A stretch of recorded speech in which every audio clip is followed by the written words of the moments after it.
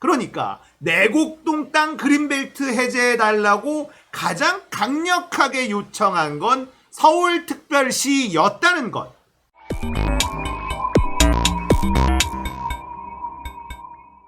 안녕하세요. 딱딱한 뉴스를 쉽고 재밌게 풀어드리는 시사건건 홀수영입니다. 자, 이제 얼마 안 남았습니다. 바로 내일 서울, 부산 보궐선거 본투표 날입니다. 자, 유세장 분위기를 보면 분위기가 나쁘진 않습니다만 어려운 선거임에는 틀림없습니다. 나의 한 표, 이 한 표를 제대로 행사하지 않으면 후회할 일이 생길 수 있다라는 것 꼭 명심하시고 내일 본투표 날 꼭 투표에 참여해 주시면 감사하겠습니다. 자, 이번에 다룰 이야기는 오세훈 내곡동 땅 전부 다 알고 있었다는 증거 이야기입니다. 자, 이 내곡동 땅이 왜 자꾸 얘기가 나오느냐 하면 말이죠. 자신의 와이프의 땅을 자신의 권한을 가지고 이 그린벨트를 해제해버려서 큰 돈을 만지게 됐다라는 것. 자신의 가진 권력을 자신의 개인의 부를 위해서 사용했다는 것. 이건 절대로 간과할 수 없는 일이죠. 자, 이런 의혹이 제기가 됐을 때 오세훈은 나는 내곡동 땅 자체를 몰랐다. 노무현 때 결정된 것이다. 입만 열면 거짓말을 계속 했습니다. 그런데 문서가 다 나왔어요.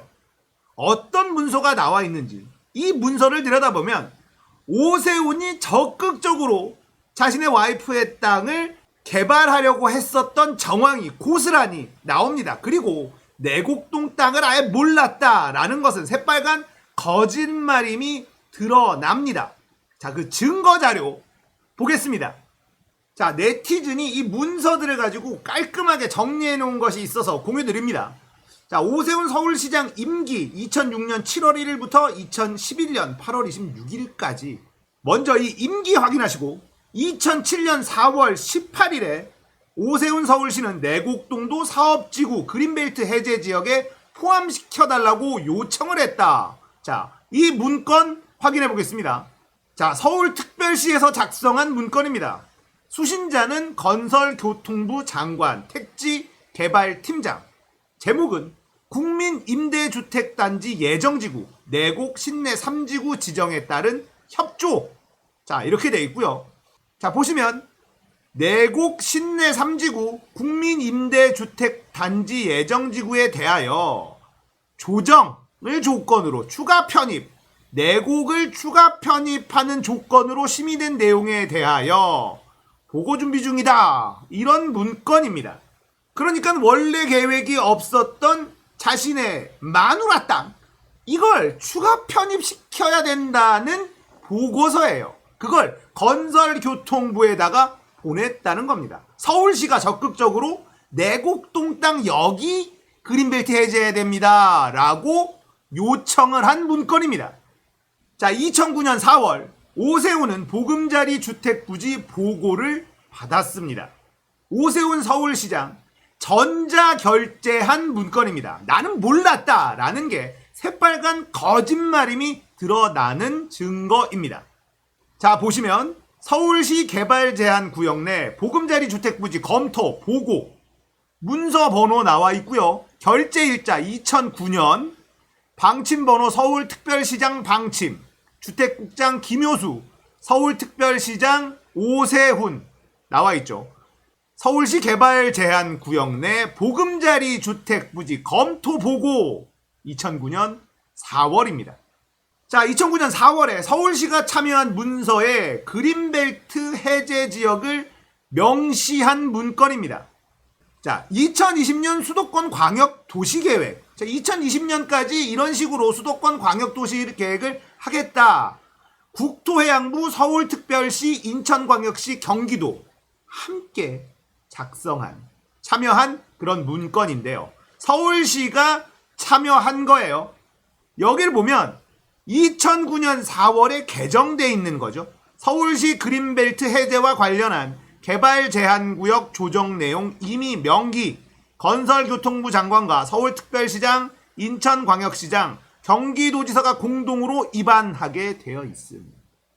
이런 문건이에요. 자, 여기서 빨간 줄로 핵심 부분 딱 정리해 주셨는데, 개발 제한 구역 중 일부를 해제하여 저렴한 가격으로 주택을 공급할 필요가 있다. 이런 게 있고요.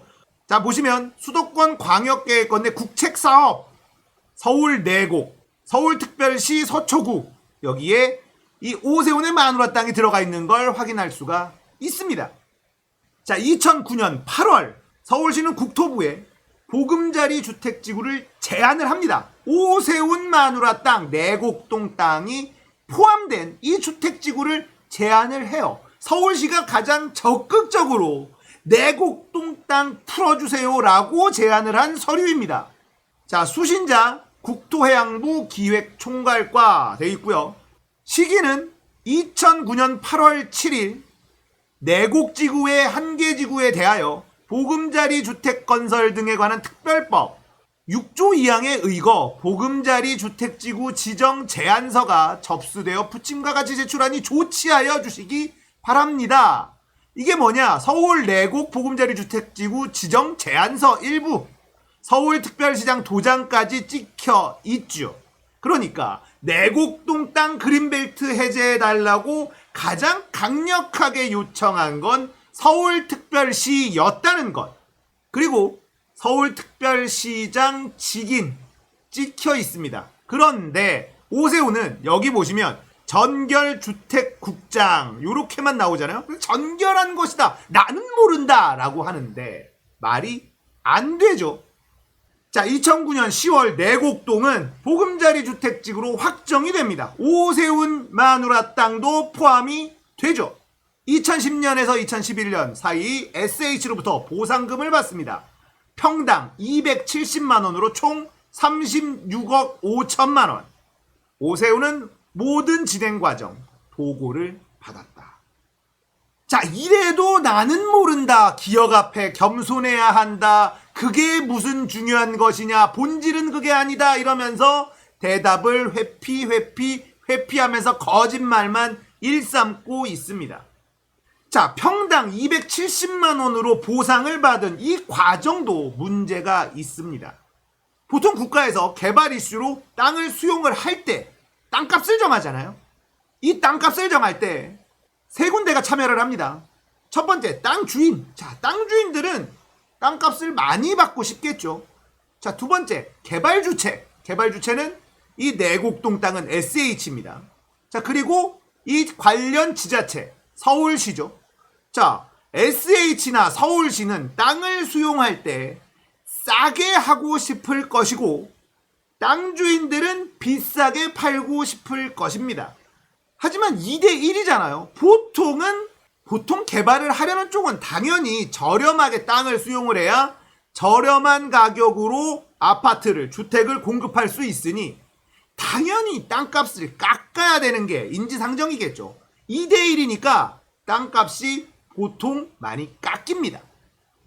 그런데 이 내곡동 땅은요, 이 세 주체 모두 다 오세훈이 연관돼 있더라. 자, 일단 땅 주인이 오세훈이에요. 서울시장이 오세훈이에요.